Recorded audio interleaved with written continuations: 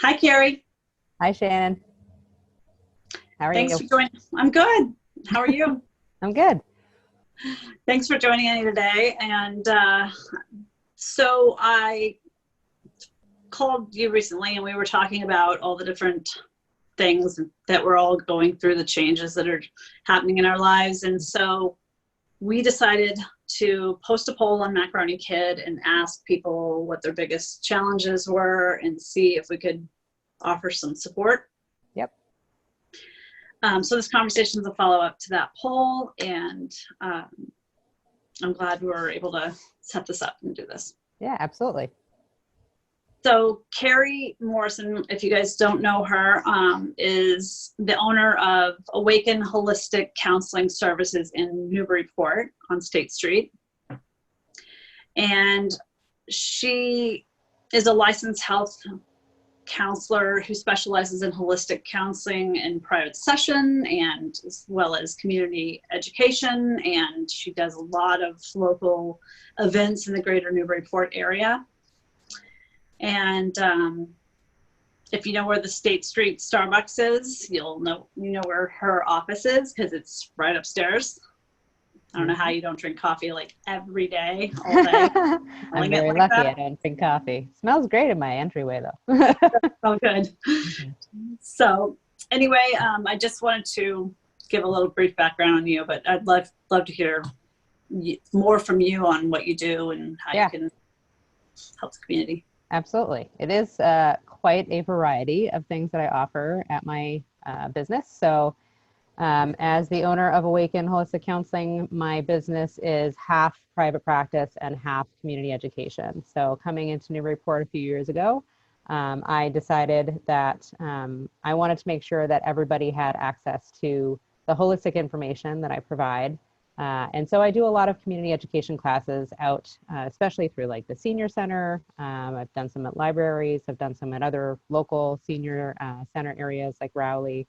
And I've even done a couple of workshops in bigger places like the town hall, the city hall, one in which many people may have heard about or some of you may have gone to was the science behind tapping, in which I had an Australian researcher come over all the way from Australia to speak to this community for free. And we had over 90 people show up to learn the actual science behind EFT tapping straight from the person who's doing the research. So it was really, really cool. And I know a lot of people really enjoyed that workshop.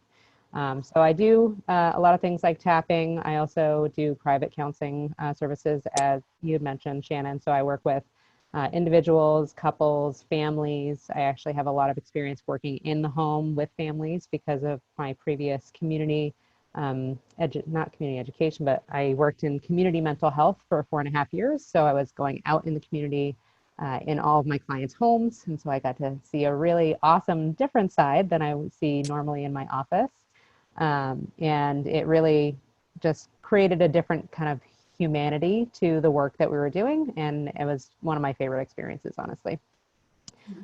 So I get to see the behind the scenes sometimes more than maybe some therapists that don't leave their office, which I think is really fascinating. And when I left my community mental health agency, I really wanted to go in the direction of holistic because I felt like there was a big missing piece between the alignment with the self and not just relying on somebody else outside of us telling us how our bodies work and how to function with our bodies.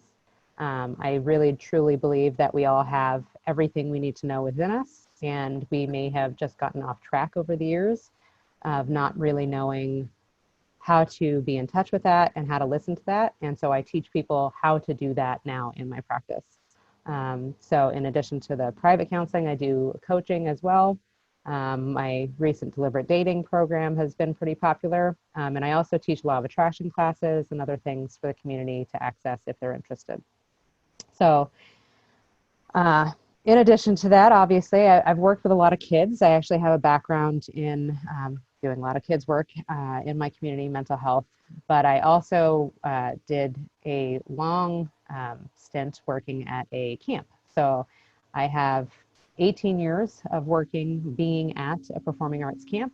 in which I was a counselor, and I had the biggest girls' cabin with 10 kids under the age of 10 by myself with one 16-year-old CIT for 11 days overnight. So that was a really fun Wow. experience. uh, and it was really enjoyable. But I'll never forget an experience I had with some kids that they decided at camp. They were from the same town. They decided at camp they didn't want to be friends anymore, and they came together. They came to the same bunk, and they wanted to be together. And while they were there, like, I don't really want to be friends with you anymore. I don't either. I was like, okay, well, at least we're all on the same page now. At So least I we're helped honest with each other. I helped them make a plan to go home and go their separate ways, and they were fine the rest of camp. So even back then, I was doing counseling before I even had my degree. But it's just really fun working with kids, and even though I don't yet have my own children, have been around children for a very long time. I have very close friends who have kids that I've seen grow up. I've been auntie. I am an aunt. And I truly enjoy spending time with my niece and nephew. And I've worked with a lot of parents who struggle with, parenting and so on. And right now, for the questions that we got, I would say I hear a lot of the parenting issues. I hear a lot of the employee, employer, childcare, schooling, issues, as well as self-care issues and, the influence of the outside world. And I think throughout the questions that we received, so thank you very much for everybody who did respond to our survey. It was really, really helpful to get your feedback. I'd like to kind of give some feedback on, some of these challenges because there were themes that people came through, and try to give you some encouragement and some new ways of thinking about those challenges. So the rest of this call is going to be me kind of maybe even specifically addressing some things that were said and giving some feedback. And then I'll share a little bit more about, how to get in touch with me or other professionals that you might feel like you need at the end of the call. And also round out the call with, a very brief mindfulness kind of meditation for yourself so that you can kind of just take that moment to give yourself a break and focus on your own energy for just a small period of time. Great. Sounds good. Any questions on anything I've said so far, Shannon? Nope, we're good. I'm ready. Okay, awesome. So one of the first things that I wanted to address was the kids right now. So I can't even imagine what it's like to be a child right now in this environment in which, innately they have absolutely no control. We are the ones that control their lives when they are children. And to have suddenly, them having this kind of sense of predictability just be ripped out from under them and not really know what's going to happen the next day. I can't even imagine, what that must feel like as a child. And one of the parents out there mentioned, how devastated their child was after hearing how long school was going to be out, and they were extremely emotional for hours about this. And it really just made me think about, what can you do for your children if they are experiencing emotional upset because of these changes? How can you best support them? And what I recommend, honestly, is to first validate them.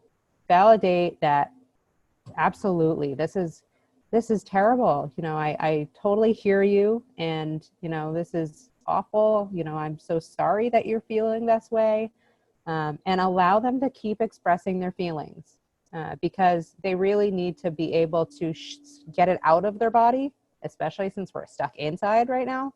You at the very least need to be able to get out your emotions and give them that time and that space and that permission to not be okay all the time. It's okay for them to not be okay all the time. And if they're having a specific thing that they're complaining about, say this one was about, that the school was closed for so much longer, try to see if you can create a dialogue with your child and see if they can identify what's the most difficult part about that for them. Is it that their routine is disrupted? Is it that they miss their teachers? Is it that they miss their friends? Is it that they miss getting, their learning opportunities? Is it that they just like leaving the house? What are the things that they're really having a hard time with? And if you get more information from them, then you might be able to do some solution problem solving there. So if it's, we miss your teachers, maybe see if there's a way of reaching out to the school and see if the teachers could put together a video to say hi to all the kids. Maybe that would relieve, some of that stress for that child. Or, if it's just a routine, how can I create a new routine at home so that the child still has some predictability that they can rely on instead of feeling like nothing is structured and everything's a mess. So children and adults need structured and unstructured time. So, and I know we talked about this, Shannon, of, people who worked from home before that now have kids at home with them. And so, their structure is now changed in how to work with that situation. And then maybe there's an additional parent at home, or maybe there's not an additional parent at home. So if you have to be responsible and answer to somebody outside of your family on things that you have to do, then you need to be able to maintain your own structure in the home. So either, speaking with your spouse or other adults that might be in the home that can support you and still making sure that that happens. Hopefully, right. If there's kids that are a little bit older and they can be a little bit more self-sufficient, you just prep and prime them. This is what's to be expected. Mom really cannot be accessible to you all the time because I'm still working. And you just hold those boundaries. You just plan for the day, set it up, and then, they're going to have to figure out how to fix certain things that are going on for themselves. And this is all healthy. So that's one of the things that I wanted to really reiterate, speaking at age level with different reasons for different things, but children should have to deal with some discomfort because discomfort actually builds up distress tolerance. So if you have discomfort and you're still safe and you're still getting, I totally hear you. This is terrible. It stinks. It stinks. But you're not fixing it for them. You're not changing it for them. If they have to sit with that feeling, they learn that you can sit with that feeling and not die. You can sit with that feeling and everything doesn't fall apart and the feeling will pass. And then you've built distress tolerance. And over time, distress tolerance turns into resilience. And so when parents kind of jump in and try to make sure that their kids don't feel anything, don't feel any upset, don't feel any disruption, this actually leads to a worsening trajectory in later years in your children's lives. Because out in the real world, there's nobody trying to coddle them. There's nobody trying to fix things for them. And they're going to have a rude awakening and a slap in the face if they don't have that skill built up earlier in life. So I really caution parents to allow your kids to be not okay all the time because it's good for them to learn that they can be okay after they're not feeling okay.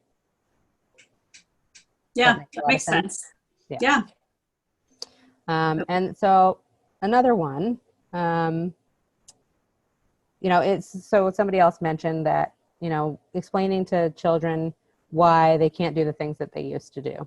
So obviously that's an age level, appropriate thing. So based on the different age level of your child, speaking in ways that make sense to them. So for instance, I think this person said a 4-year-old. So a 4-year-old doesn't really have a big understanding of the world.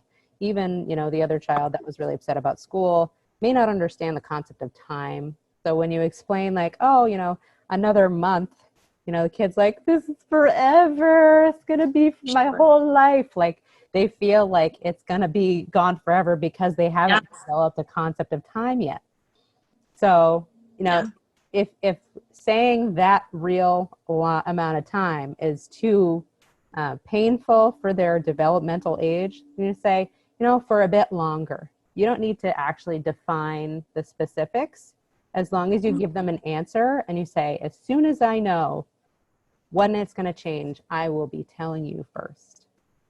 And let them know, like, you're not holding things back, but you don't have the answers. And you wish you had the answers, but you don't have the answers. And we'll figure out how to feel okay in between not knowing the answers. Yeah. And for not being able to go out and do the same things. Oh, well, everybody's kind of in the same boat right now. Everybody has to do their own thing in their own house right now. Everybody's having a lot of family time right now. And soon enough, we'll be able to go out and have friend time again. And maybe we can connect with friends, you know, through the video chat or something like that if you really want to say hi. But right now, this is just how we have to do it because that's what we're told we have to do right now. Yeah. Yeah. Which is, you know, a hard answer for kids, but like, believe me, I wish I had control of this, but I don't. And I'm just as upset as you are. And we all want it to change. So until then, let's figure out what we can do here to still have fun and be happy. So then the next theme that really kind of came up is the, you know, employer, employee, childcare, schooling situation. There's a lot of people out there who either still have to work in or out of the home. There's a lot of people who are still working out of the home because they're essential services, like myself. But it doesn't mean that it's going to be the same, obviously. You know, we've had so many changes. So if you're working in the home, your structure is probably going to be changed if you have children at home. If you're working out in the field, your structure is probably going to be changed because you might have to go do different things than you used to do. And some people may not even have jobs right now, which is, you know, really uncomfortable for a lot of people. And you just do your best with where you're at. And, you know, the childcare, I can't even imagine how many parents out there are really starting to see how much they rely on childcare, school to get the rest of their life done. Right. I mean, so our lives are built up that way. And then to have so much change so quickly. Yep. And so you can look at that and be like, this sucks. This is terrible. Like, I don't want to have this experience at all, blah, blah, blah. Or you can look at it in a different way and say, you know what? I'm really starting to appreciate all the people that help my life get into a flow.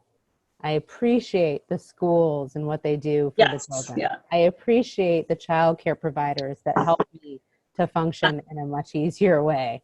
And we really appreciate the teachers right now. Really appreciate the teachers, like what they deal with on a day-to-day basis. So really never has there been a time in our world that we've had the opportunity to develop so much gratitude for the things in our life. And we can look at them as terrible experiences right now, or we can look at the, wow, when this is all over, I am going to have a different style of operation in my life because now I really know what I would be missing if I didn't have these things because I don't right now. Yeah. So I do think that's one of the blessings of this whole situation is the contrast that we're experiencing in our world of what we might have taken for granted before that now has become really obvious about, you know, what blessings they bring us. Yeah, for sure. Family time, like kids love the increase of family time, you know? Yep. I definitely, I can feel that. So I'm an empathic person. I can feel the energy of things going on. And I can't even tell you the joy it brought me to drive down the street a few weeks ago and see two boys walking down the street with their dad with the biggest smiles on their face. And like how I felt how happy those kids were because I'm guessing they don't get to see their dad as much as they'd like to. And definitely. That is one of the blessings, like you said, of this circumstance of children really need their parents. They need them not only just to feed them, put clothes on their back, keep a roof over their head, but they need their emotional involvement, emotional support, and connection. And they might have created a lot more connections outside of the home because of how everybody's work schedules were. But this is a new opportunity to create even deeper connections with your children that you might not have had the opportunity to. Yeah, for sure. That's a bonus for sure. Yeah. To develop new, memories and new experiences that, are something that you won't be able to replace after this is all done. Yes, there's certainly challenging moments also. Yes, for sure. And that's where the managing work, home, balance, kids thing simultaneously comes in. And you're going to have frustrated moments with your kids, but know when is your time to begin really self-advocating. And I think that's something that not enough people do overall, is being strong in their self-advocacy. A lot of people get choked up in their throat It's all throat chakra stuff. It's all, do you have a blockage here to saying what you really need and asking for it? And right now, people are being challenged to work on that. Because if you don't ask, you're certainly not going to get it right now. Because everybody's kind of in that same lack feeling. Yeah, yeah. Can you share a little bit of what you shared the other day on couples? You know, if you said large amount of couples that you see do have a verbal communication issues, and one suggestion you had was the journal. Could you share on that? Yeah. So part of the managing the home also comes with managing being around your spouse probably more than you were before, whether or not you're still working the same way. But a lot of the time people have gotten into habits in which they've not created a priority for connecting even communication wise with their partner. And so over time that's kind of started to sink away, and you just kind of get into the robot habit of who's doing what, getting this done, blah, blah, blah. And at the end of the night, maybe you're not even connecting still. So if that's happened in your home and you're struggling with that, and you'd like that to improve, I think most people would like that to improve if you're in a partnership with somebody. A lot of people do not have strength in verbal communication. And the reason for that is there's a lot of vulnerability in verbal communication. And if you're already having a strained relationship with your partner, then verbal communication may not be serving you very well out the gate. So if you want to foster some of the new opportunity for communication, what I had mentioned to Shannon was perhaps making a journal. So take just a lined notebook that I'm sure you got hanging around for kids that doesn't have, anything in it, and make it your journal with your partner. So you start the conversation, maybe create some ground rules in the beginning, using I statements only, starting off with, what was your biggest challenge of the day, outside of, your experience, or challenge in work, challenge of the day in the home, whatever. What was your biggest strength, or what were you most grateful for in that day? And even just start sharing those things back and forth to each other. Yeah. And see if it opens up some new communication opportunity. And also see if you could use that journal for making requests.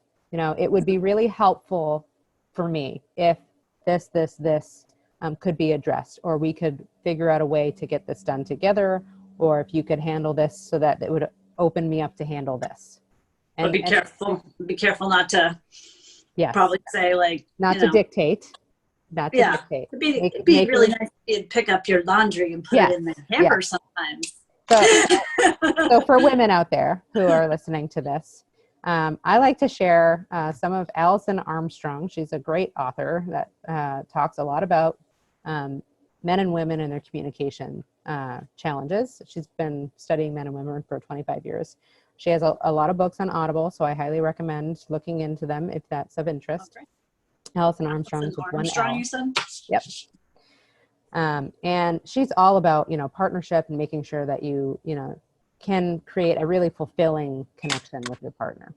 So I really love her work. She says from the female's perspective, that men actually who really care, love you, want you to be happy, and they want you to have everything that you need. Women, over time, because we've gotten into this habit of stepping into our masculine to make things happen in the world and being in the do mode, we lose some of our feminine energy, and then we get into the masculine mode and start acting like the male in the relationship, dictating, pointing, blah, blah, blah, so on and so forth. Not always, but often this happens.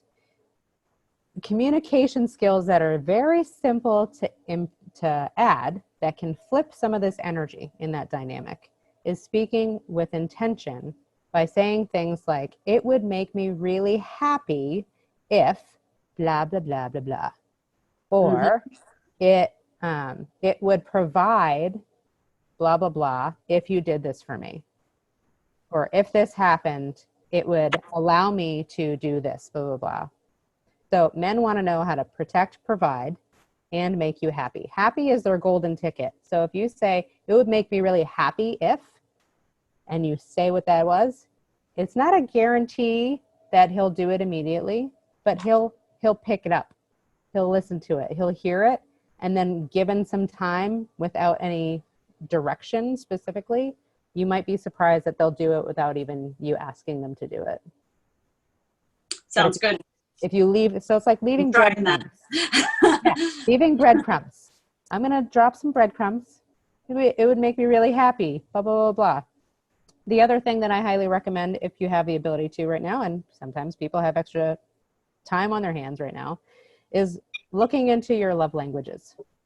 And this is something that I hope to bring up more in my couples, my deliberate dating couples workshop that is now postponed, but I do plan on doing again in the future. One of the things that I invite people to do is to learn your love languages, because you might have gotten off track in your communication with your partner because you don't interpret love in the same ways. And knowing how you interpret love and your partner interprets love can then be used as tools. So, for example, my partner is a words of affirmation love language. And so I make an effort intentionally to speak words of affirmation to him, telling him how much he means to me, everything that he does and what it, provides for me, giving him just compliments, and that fills him up and makes him feel loved. I'm an act of service love language. So anytime he does something for me, I feel very loved and supported. And then it also then causes me to say thank you and appreciate him for those acts of service. And so in knowing this dynamic, we've been able to really strengthen our communication and relationship so that it creates a more harmonious in and out everyday experience together. I think they have love languages for kids too. You can learn your kids' love language. Yeah. So the original book was called The 5 Love Languages. I'm trying to remember what his name is. It's right over there on my book. It wasn't Gary Zakloff, was it? Gary Chapman, I think. Okay. Yeah. So it's easy to search online. You can do the love language quiz for free on their website. Oh, yeah. And I think you might need to do it, every 5 years or a couple of years or whatever, right? Because I would think you'd change, Yeah. If there's any significant change in your experience, then you'd probably want to do it again. Yeah, I would think it would change over time. Yeah. So back to some of the themes that we saw. Yes. So some of the themes that we saw were definitely the homeschooling and stuff, concerns over homeschooling, making sure that you check in with your schools on what is the real requirements of what you're being asked to do. What's the bare minimum? Because, at this point, if you're working with, I've got X amount of energy in the day, I've got my own work that I've got to do, you've got to know what your minimum requirements are. So that on those days that you've got very little left to give, you just have to do your minimum. And then the next day you try a little harder.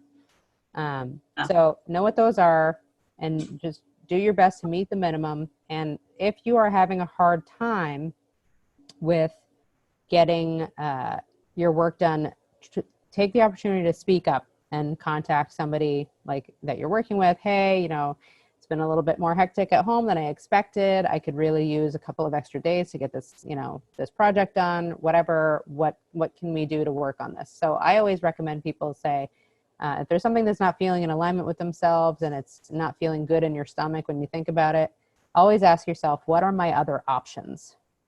So if it's not in alignment, there's got to be another option for how to get things done and feel more whole and within yourself. And I'm hearing you say, ask for help. Ask for help. So ask for help, see what your other options are to get what you need done, and maybe have it modified in a way that feels better for you to get it done. Same thing with asking for your partner's support. So if you are run down doing work at home and your husband or, wife gets home and you're just at your wit's end, have that communication ahead of time to say, okay, I'm going to need you to come home, take your 10 minutes to transition. And then after 10 minutes, I'm going to need to be relieved for an hour because I need to take a shower. I need to get some food in my stomach. I need to do some self-care. And then I'll be able to be in a space to be able to handle the kids better after that. or we need to switch. You know, I need to do work from home here. You're working from home at another time. So we switch the responsibilities of the kids. The other thing that I recommended to somebody was if you have the ability to take breaks in your workday, so do a couple of hours chunk, then let your employer know, I need 30 minutes in between every couple of hours to check in with my kids, make sure they've got what they need, and then I'll be back for another 2 hours. But you know, if you state what your needs are, then people are more likely to work with you and say, I can't do anything else in this. Yep. This is what I got to work with. They really have no other option than to support you if they want to keep you working. So, Right. Yeah. And I think everybody's dealing with some form of change in their life, whether they have kids at home or whatever, you know, so we're all kind of in the same boat in a lot of ways. Yes. Yeah. So hopefully So that ask for help. Yeah. Ask for help. Ask for help. From anybody that's around you that can help you, ask for help. That includes your kids. I need help today, guys. I have a really important call I have to be on for an hour, and I really need your help. It would make mom feel really good or dad feel really good if I had your support and you guys are able to just do what you need to for an hour. Yeah. After, I'll come and check in with you immediately. Family meetings. Were we talking about family meetings? We're talking about family meetings too. So, you know, if the family's stuck together right now, there's a lot of different personalities under the same house. It's good to try to, excuse me, have a pre-planned regular check-in. So maybe at the very least once a week, family meeting, we're going to sit down at dinner on this day and we're going to talk out whatever, you know, needs to be addressed. If it's something that's more imminent, we can do an emergency family meeting. I'll give you a 15-minute heads up, and then we got to sit down and talk about something that's going on. Sounds good. And in that family meeting, I encourage people to open up with, you know, what's been the biggest struggle of the week for you? And what's been the biggest blessing and the biggest thing that you've appreciated this week? So if you're talking about a struggle, make sure you balance it with something that you're grateful for so that it doesn't feel too heavy in the conversation. And you could use that opportunity to say that what you said, to put in the journal, like, you know, it would make me happy if we could all work a little harder on putting our dishes in the dishwasher, you know, like, or whatever. Yep. Yeah. And making sure to use I statements whenever you're having these conversations, because if you get into the blaming mode of, well, you didn't blah, blah, blah, then people automatically just wall up, shut down. You're not going to get anything through there. So if you can even tell your kids, use your words, I statements, say from your perspective, then it will help your sister to hear you better. Yeah. Type of thing. Yeah. Yeah. So it's good for kids to be self-sufficient too, to figure out how to handle their own communication challenges, encourage them. You can figure it out. Yep. And empower them. You can figure this out. You guys are, you know, old enough to figure this out. You let me know what you decide at the end. Maybe you just need space. Yeah. And that was another thing actually that's tough. The little ones that are harder to deal with in that situation, I guess. Yes. That was actually somebody else brought up. The 2 and 5-year-old fighting constantly won't give each other any space. Those are some challenging ages for sure, because you got one who's a little bit more self-sufficient. The other one's not really self-sufficient, needs a lot more attention, needs to make sure they're not getting in anything that they can't. Yes. So I might recommend, taking the older child, creating a fun space for them to be by themselves, maybe having them go in their room, giving them time alone, give them time to be special space would be a good idea. Nice little special space sounds. Yeah, special space. Make it fun, maybe string up some, sheets or whatever, make a little tent. Maybe do something like that for the little one too. Like, just give your them own little. Exactly. Oh, look, it only fits you. Yeah, all these kids love forts. Kids love tents. Kids love all these little things where they have their own little space. So if you can create that and make it fun, then it might give them that kind of distracted, oh, I've got my own special place I can be. And it might entrance them away from each other. Yeah. You'll still, with a little one, might be like, oh, I want to see what my brother is doing in theirs or whatever. And they might need to just have your eye on them a little bit more, but the other one could probably get out of your eye shot for a little bit. Yeah. get them separate. Maybe in general, do you think we should all try to figure out a way to have a little bit of our own alone time? Absolutely. I definitely think right now when everybody's stuck underneath the same roof, everybody having their own alone time, alone space is really healthy right now. Yeah. Don't, if you're concerned about people isolating, then intentionally make together time and together space, because I know that that's also another issue out there. Well, my kid likes to just be on their devices all the time. Make sure that you institute you have to come out and you have to come out, watch a movie together, eat together. We're going to do unstructured game time or something like that. But also encourage creative time off of devices. And I know that's one of the things that other people brought up is how do we keep kids entertained before putting them on a device all the time. So what did you do when you were growing up, when we didn't have devices? Because I wonder if there's something that we did when we were younger that you can bring back for your own kids. Uno. Uno. Yeah. So pretty much all the parents that are parents right now grew up without technology. So all you got to do is get creative and also trust that as long as there's no safety issues, you do not need to be an owl hovering over your children all the time, making sure that they're doing things the right way.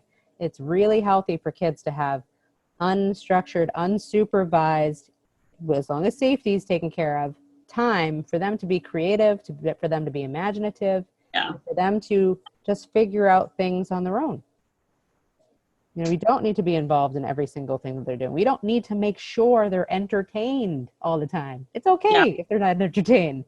If they're not entertained, they can figure out how to entertain themselves. As long as you confirm safety is there, then it doesn't matter what they're doing. Yeah. Yeah, I think it's an opportunity to make them a little more independent in a lot of ways. Yep. And I can tell you, I've seen the trend in kids and young adults that I've worked with. Parents that have been over involved with their children then create children that can't be self-sufficient later in life.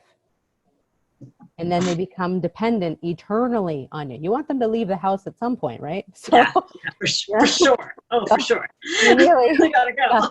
You gotta set them up to be successful when that happens. Yeah. So Can we talk about the earthing that you mentioned? Yes. So one of the things actually that I have been really trying to put out there a lot more in the last couple of months is the concept of earthing. So I actually did a workshop on this in the community probably 2 or 3 months ago. And I recently actually got an email from a parent who was concerned about their child who was extremely stressed, was having a hard time sleeping, and they were going to be doing the EFT program that I have coming up. But I had postponed it at that time, and we didn't know when I was going to have the next offering. So she asked for some additional tips, anything else I can do to help my kid right now. So I suggested actually doing some earthing. So what earthing is actually just putting a bare hand right here or your bare foot on the ground or a tree. So your bare hand on a tree, bare foot on the ground for at least 15 minutes. And what this does is it actually discharges built up negative energy, especially from Wi-Fi and devices. Our body takes in all those waves, those frequency waves, and just hangs on to them. So by putting your hand to a tree or your foot to the earth for 15 minutes, not only do you discharge all of that extra energy, but you get kids' energy out. It actually improves behavioral symptoms. It improves anxiety, stress, depression, inflammation in the body. There's a lot of science actually now, you can search on the internet, that earthing improves health. So, and it's so simple. It's free. You can do it anytime. You just got to connect for at least 15 minutes. If you do it for more, even better. But so I recommended this to the parent on an email. And as soon as you can, take your kid outside, go put your, her foot on the ground or bare hand on the tree. And without even realizing why, she'll probably start to feel better. And I got an email back a few hours later saying, we just went outside. My daughter was just like, why do I feel better already? This is weird. And it worked. It worked really quickly. And the next day I checked in, asked how they slept, and she said she slept a lot better. So, Yeah. you know, it's just one thing that is very easy to access. We can't go out in the community too much, but if you have a backyard, you've got what you need. If you've Yeah. got a little bit of grass, or if you've got a little bit of dirt, or you got a tree nearby, you've got what you need. Mm-hmm. So, and Getting kids outside. need that, especially kids with behavioral issues. They really do need to get outside time, not only just to run around, but to actually connect with the earth, because it helps to ground them better. Mm. And energy sensitive kids, the same thing. So if you've got some energy sensitive kids, empathic kids, highly sensitive kids, then they need the earth right now, especially as well, because they're taking on all of this energy stuff that's going on, and they need to get rid of it somehow. Yeah. Yeah. So the next theme that we talked about was the self-care. So how much self-care are people actually doing right now? Probably not as much as they'd like to, but it's important to still make yourself a priority right now, because like they say in the airplane, you got to put your mask on first for the next person, because your kids are not going to have anything to go to when they need you if you're not filling your own cup back up. Right. Right. Or asking for support in order for somebody else to fill your cup up. Even if it's just long bathroom breaks. Yeah, long bathroom breaks, a bath. Oh, isn't that heaven, right? Yeah. Take a bath. If you have the Get- opportunity to take a sea salt bath, even better, because sea salt actually cleanses the energy field of the body. And so for people who aren't aware out there, we all have what's called a biofield, an energy field around our body. And that energy field interacts not only with other people, but with things and with energy of places. And so when we take on that geopathic stress from around us, we need to cleanse it every once in a while. That's why people love going to the beach, putting their feet in the water, because there's salt in the water. It cleanses the energy field of the body. And the earthing does the same thing. So if you have the ability to take a bath and take a sea salt bath, and maybe not even a bath, but a shower, sprinkle some sea salt on the bottom of your tub and stand in it as you're showering, or sprinkle it over your body as you're showering. And that will give you an additional effect of cleansing, not just cleaning your body. Nice. Yep. So little things that you can do like that. That's a good tip. Yep. Would you say like anything like aromatherapy and like, you know, just some sort of using your senses in another way in a positive manner, like, you know, listen to music. Yes, you know, actually. light candles. I'm glad you brought that up, actually, because one of the things that I also recommend and have in my, if you go to my website after, I actually have a page that says COVID-19. It has wellness tips, holistic wellness tips. It has all of my tips that I put out in my newsletter are on that page as well. And one of them is sound healing. Another one is essential oils. I can't personally recommend any ones. All I do say is therapeutic grade is the best type, whichever therapeutic grade brand you work with, because you can ingest those and put them on your skin, not just put them in the air if you have therapeutic grade. But if you're interested in that, essential oils apparently have a really high frequency range between like 50 hertz and like 350 hertz that can positively affect the energy of the body and the environment that it's in. So putting some essential oils diffusing in the house with intention of, you know, clearing some of the energy, making a positive uplifting scent can improve. Any particular scents that you would recommend? I can't diagnose or prescribe anything, so I can only say what I use. So I use in my house, we tend to have some like joyful scents going on. I have used doTERRA Joy, Holiday Joy, kind of my partner likes to put that on the house just for, you know, cleansing. Lemon provides a really nice, clean, fresh scent. It depends on kind of like the tone you want to have in your house. So like sage might, or what if you want to motivate everybody to clean it? Lemon is probably a good one. Yeah, lemon's a good fresh scent. I mean, it also reminds you of cleaning, right? Because how many cleaning products have lemon scent in them?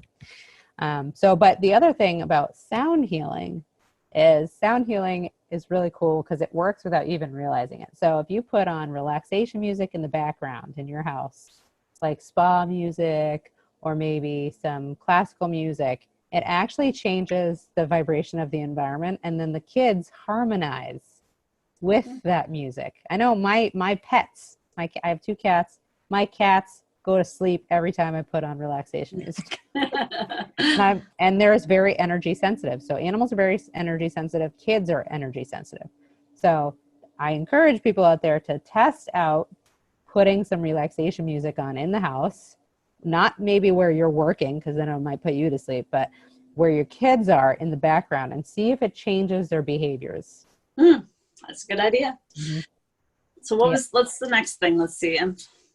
So the self-care of worrying, not feeling safe going out in the world, losing temper, overeating, stress about healthcare access.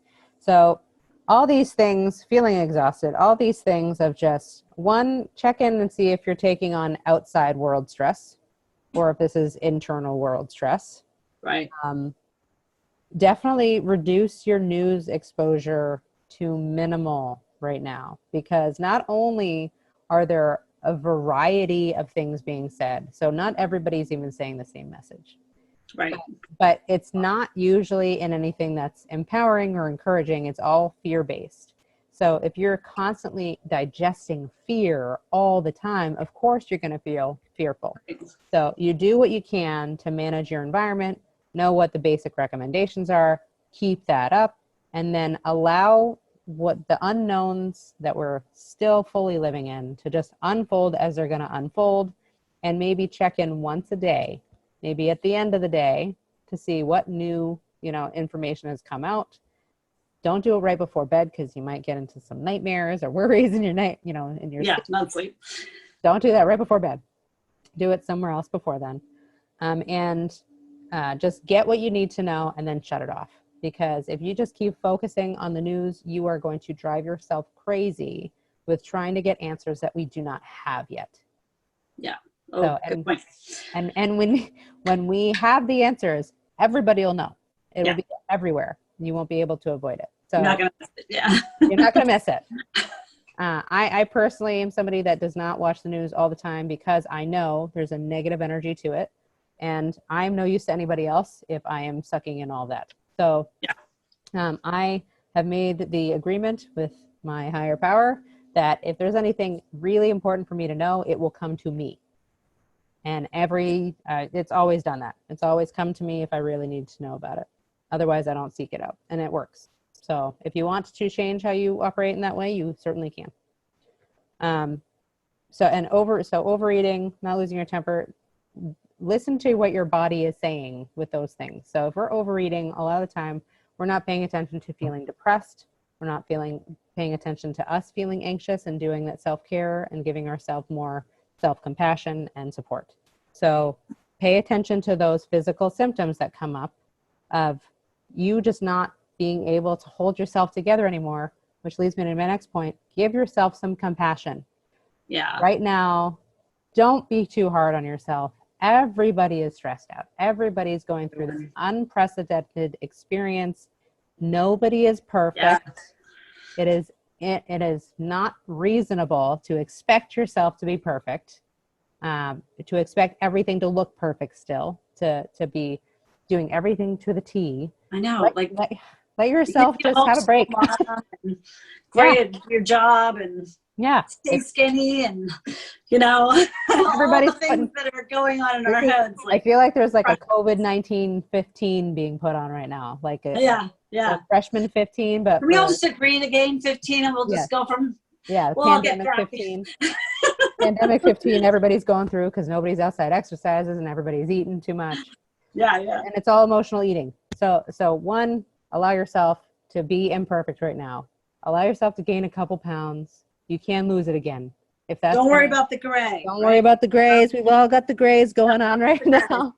Yeah, we have gray. But be transparent about it. Be out, if you're gonna be on social media and sharing things, share some real stuff too, because you're gonna inspire other people to also give themselves permission to not have to be perfect. So go out there and be like, you know what? My hair hasn't been colored in 8 weeks. I really appreciate my salon, stylist now. Yeah. I hate to see them again. Yeah. I'm not keeping up with my gym routine. I'm trying my best at home, but you know what? It's a crapshoot sometimes, Hard to do. Yeah. and balance out the struggle again with, the benefits. But, even though I'm not going to the gym every day, I'm learning new ways that I'm creative, that I can still get things done, that I can involve with my kids, and my kids get to learn new healthy behaviors and so on. Yeah. But find new ways of kind of looking at it. And then being cut off, a lot of people are feeling really disconnected from people. Some people more extrovert than introvert. Yeah. Call your extrovert friends. Yeah. Call your extrovert friends, check in with them, try to do some FaceTime stuff if you can. If you have the ability, if you're close enough to do like some 6-foot social distancing, walking together, go try to do that if you can. But, allow yourself to just be where you're at and do some self-acceptance. And this is what it is. And there's nothing else you can change about it. Therefore, just try to accept it and try every day to continue doing your best. Yeah. Your best is good enough.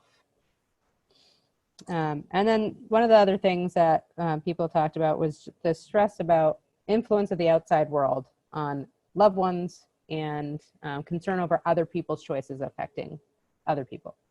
For sure, people are upset about that. One of the things I will say is I've heard from a lot of people who have, elderly parents or family members that are living with them or whatever.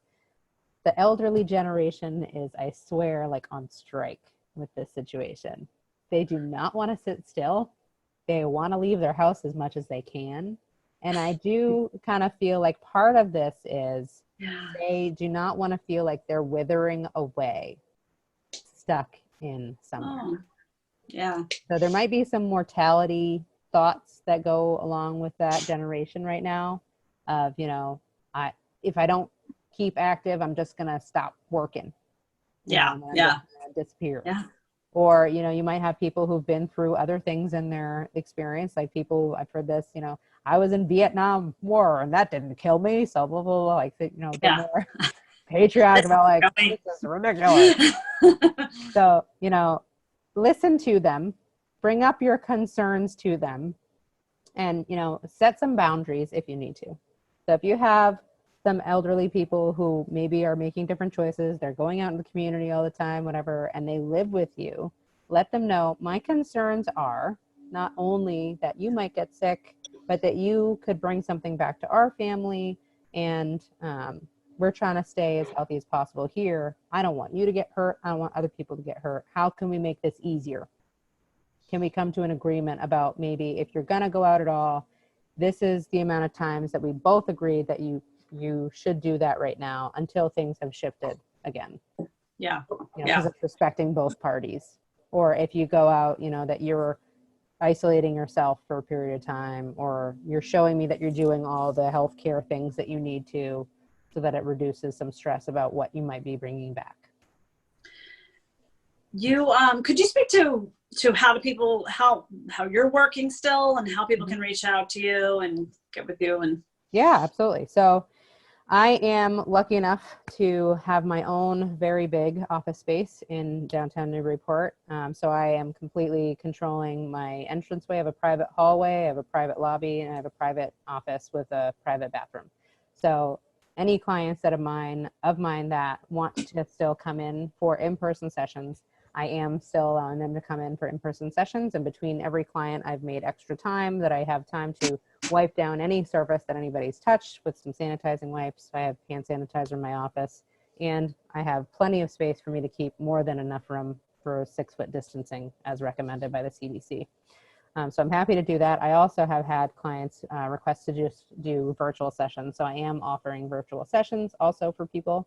So if you're out there and you feel like, you've hit a wall with your ability to maintain and manage whatever you've got going on, and you really need more support, I am available to people. I do have openings for new clients.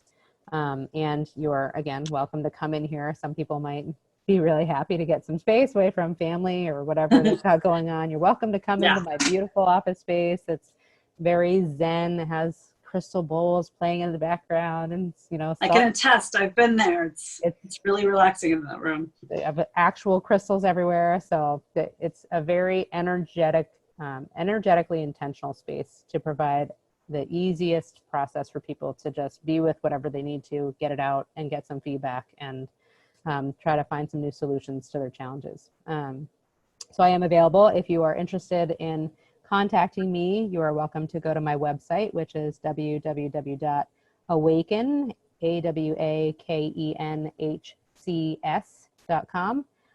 Or you can call me at 978-255-7893. That's my office number.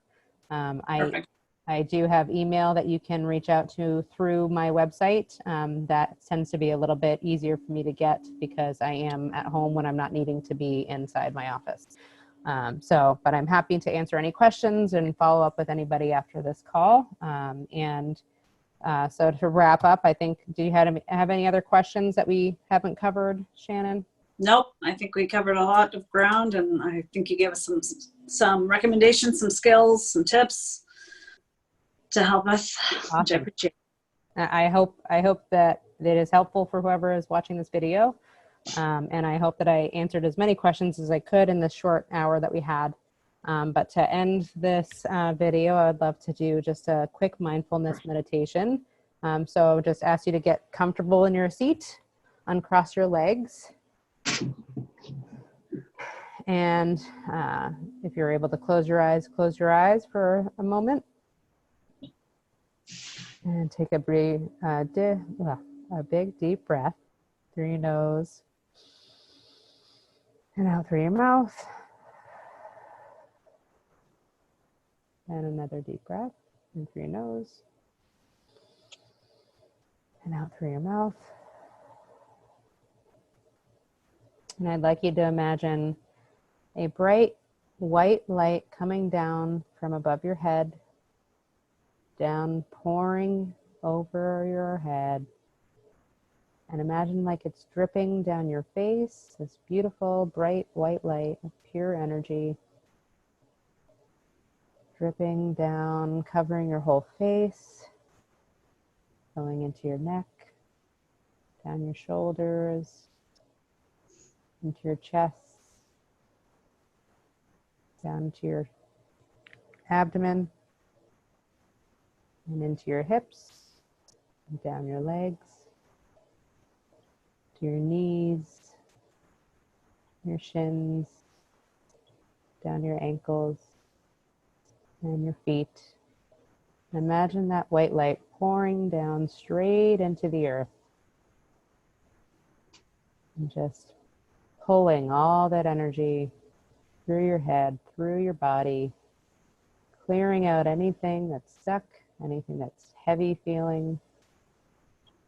And as this waterfall of pure white light energy pours through your body, just take another deep breath. Pulling that energy into all the cells of your body. And exhaling more out through your feet. Just breathe for a moment, really enjoying that lightness.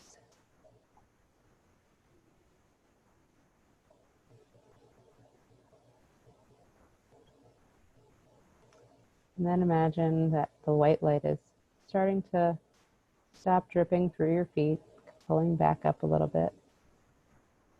Starting to come back up through your legs, up to your knees, up into your hips, your abdomen, your diaphragm, and then right when it hits your heart, bring your hands over your heart and allow that energy to just sit and keep pouring into your heart, swirling around in a clockwise motion, filling your heart fully.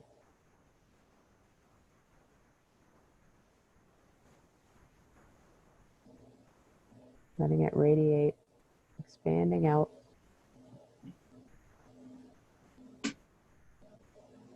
And then when you're ready, allow it to start going back up through your neck. And you can keep your hands on your chest if you'd like, or you can drop them if you prefer. Back up through your neck, into your mouth, into your eyes, into your head. And starting to retract up to the sky, knowing that at any time you can repeat this and you can bring that energy back down into your body whenever you please. And having it go back up into the sky where it came from. And then just sitting and holding that space of a cleansed energy field in your body and how different that might feel. Whenever you're ready, you can open your eyes. Thank you for that. You're welcome. How did that feel for you, Shannon? Very good. Relax now. Good. We do that every afternoon. There you go. Very, very quick, just white light meditation, bring it through your body. I like that it pushes through whatever is kind of hanging out that doesn't feel good and flushing it into the earth where it can cleanse it. But know that that's accessible at any time that you want to use it. Yeah, that's an easy one you could do in the bathroom. If you need Absolutely. to escape. Yeah. Yep. Absolutely. Showering or using the toilet, you're flushing stuff anyway. Yeah. So if you have no more questions, I think we are at a good place to wrap up the call. And I really hope that this is helpful for people. And I would love to know your feedback. If you have any comments about this, we'll be sharing this on all of our social medias. And yeah, would love to know what you guys think. Great. Thanks for your time. Yeah, absolutely. I'll talk to you soon. Sounds good. Bye. Bye-bye.